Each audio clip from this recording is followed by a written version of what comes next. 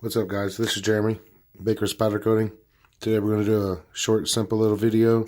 Got a set of 1979 Monte Carlo door handles, brand new. Still got the plastic on them, still chrome. We're going to mask off the middle inserts and only do the outer edge in Corky pink. But we'll mask off all the backing and everything, make sure all this is covered properly, and then get these all situated.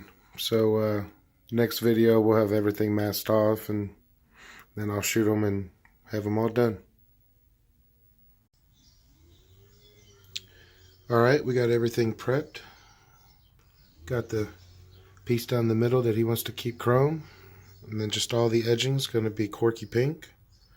So we'll get these shot, let them cool down, and show you the after product.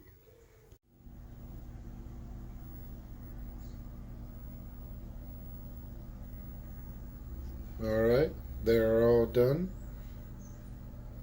Made sure all the hardware was masked off really well. Corky pink, 1979 Monte Carlo door handles.